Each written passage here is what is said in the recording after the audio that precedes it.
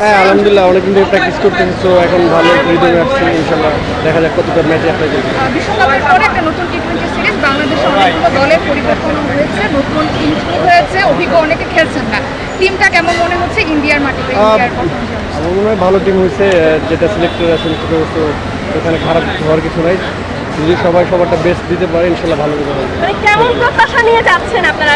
এমনিতে টেস্টে আমাদের যেহেতু হতাশা, সেহেতু টি-20তে তো নিশ্চয়ই একটা প্রত্যাশা থাকবে। অবশ্যই চেষ্টা করবো সিরিজটা যাতে আমাদের হয় ইনশাল্লাহ। দেশবাসীর উদ্দেশ্যে যদি কিছু বলতে সবাই দোয়া অনেক করবেন, প্রত্যাশা। আমরা যাতে ভালো করতে পারি। Thank you so much.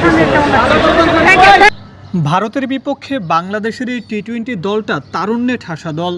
যুবাদের বিশ্বকাপ জয়ী দলের 6 সদস্য আছে এই দলটাতে। প্রতিপক্ষ ভারত হলেই কেন জানে জ্বলে ওঠে ওরা। ভারত সিরিজে সেটাই দেখার প্রত্যাশা টাইগার ভক্তদের।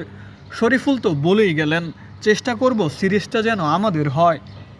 আর এই সিরিজটাই হতে পারে মাহমুদুল্লাহ রিয়াদের শেষ টি-20 সিরিজ। এই সিরিজে পারফর্ম করলেই টিকে যাবেন তিনি, নয়তো এখানেই শেষ হয়ে যাবে তার আন্তর্জাতিক টি-20 ক্যারিয়ার। টেস্ট সিরিজ হারলেও তরুণদের হাত ধরে টি-20 সিরিজটা নিজেদের করে নিক বাংলাদেশ।